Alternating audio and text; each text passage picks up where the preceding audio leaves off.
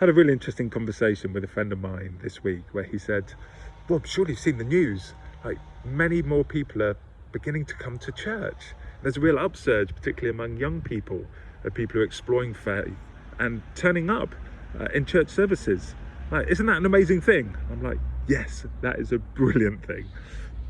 But then he went on and said, but does that mean you're perhaps overemphasizing some of this Jesus didn't sit in his hut stuff, and perhaps this season's slightly different now. Perhaps it's not as important as it used to be for us to go beyond our comfort zone in order to reach people, pray for people, share a bit of hope, and etc, etc. I thought he's made a good observation, but he's drawn the wrong conclusion. Like, first of all, let's say it. It's good if more people are coming to church. We want to see people eventually in the gathered community, all ages, all backgrounds, all nationalities, God bringing together the people who wouldn't normally mix. That stuff's awesome in a world of division and where the enemy's constantly trying to divide us and sow suspicion. That is a good thing. But I can't think, and let's say this is a move of God, and at the very least this is, the world waking up, people waking up to the fact that this life doesn't offer everything that it promises. This world does not offer the hope and satisfaction that it promises, and we need to turn back to the living God for answers and for everything that he promises. Let's say it is a move of God. I can't think of a time in history, whether it be in the Bible or since, where as a result of a move of God, the people of God then just sat back and said, well, we can just stay here then and open the doors and wait for them to come to us. No, it has the opposite effect on us. Those times, I think the fancy word is revival, are always marked by more fervent prayers for our friends, our families, the unreached. Because we expect God to be moving in this time and people to be more receptive, people are bolder to get out and do this stuff, because it is a grind, but we're doing it ultimately because we love our friends and families. And despite the grind, we've been doing it. So if the result is going to be more fruitful in this time, surely we're going to do it more, not less. So yeah, I don't agree with his conclusion, and I just want to make that comment that in this time, let's keep it as a both and. Let's do the come to church hospitality. We'd love to see you here. There's a seat at the table. It's so good you're here. Let's keep doing that well. And let's keep doing what Jesus said when he said, I do what I see the Father doing. And presumably that wasn't him sat in a temple and just looking around. That was him out and about with the woman at the well and other people and saying, who's the Spirit on? What's the Father doing? Observing people in their natural habitat and seeing what he can do and where he could share some hope and sow a bit of peace and love. So I want to say that. I also want to emphasize that this isn't something that we've got to do anyway. I don't think I've said enough in these videos. This is something we get to do. It's the joy of being used by God, and in a very real way to be a sort of channel. Like when we're out and about and we do some of this slightly scarier stuff, out the hut stuff, it's like because it's often, not all the time, a more powerful encounter, or we've been braver or more obedient, that we feel the power of God, the Spirit of God flow through us, and that is a blessing for us. Even though it can be awkward, even though I still squirm sometimes, and often when I pray for people or share my faith with people, at the end of the day, I'm always pleased afterwards that I've done it, and I go, yes, this is something we get to do, and I feel like rejoicing and celebrating, and it's just, there's nothing like it as far as I'm concerned. And that's why I always say to people, if you've got a role in church, not just people who lead churches, ministers, pastors, whatever, but you could be on a kids team, could be on a youth team, you could be serving at a sort of addiction recovery type group. Like, there's a reason you got into that, because you had a real passion for those people. And I think over time of running these groups and running sessions, we can, not always, lose our mojo a little bit on it.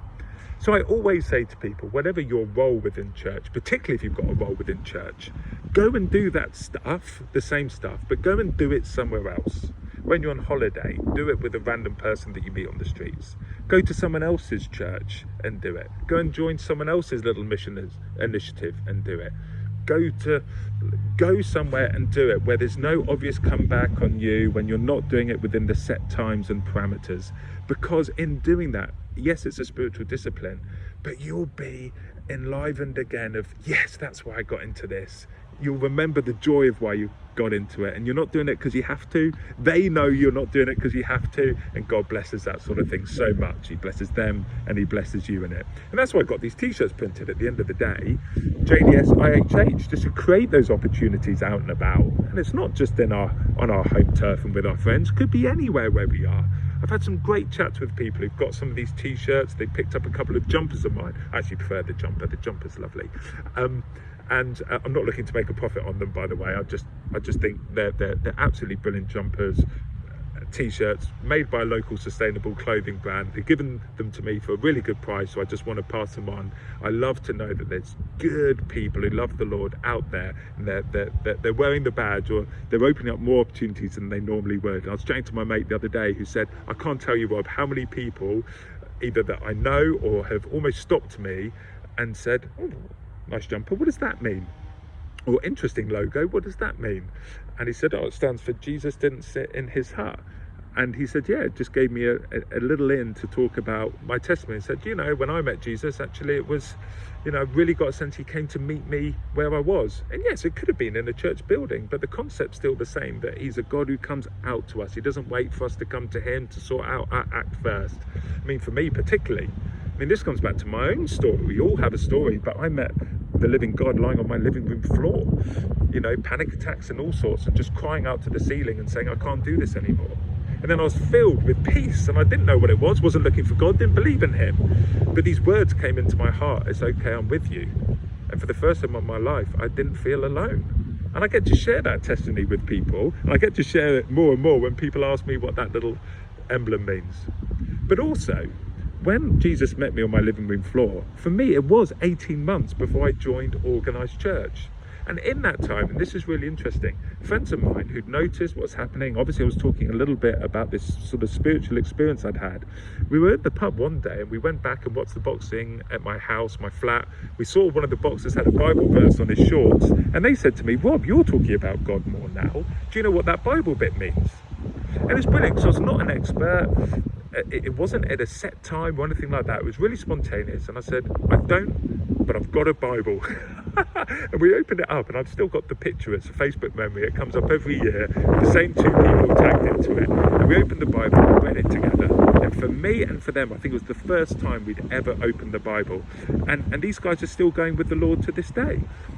You know, and I just amazed again and again, like this stuff is still relevant, we still get to do it. I'm still amazed that God wants to use us, but he doesn't have to. We get to do this stuff, and I just want to share that with you. Hopefully it encourages you, hopefully it reminds all of us that this isn't an either or. This is, yes, let's do the come to church, come to us, come and join us stuff well, but let's keep doing the outside the hut, doing the sort of what's the Father doing, watching people in their natural habitat, crossing those thresholds and seeing what happens. Please share your stories with me, because I'm hearing more and I'm loving it.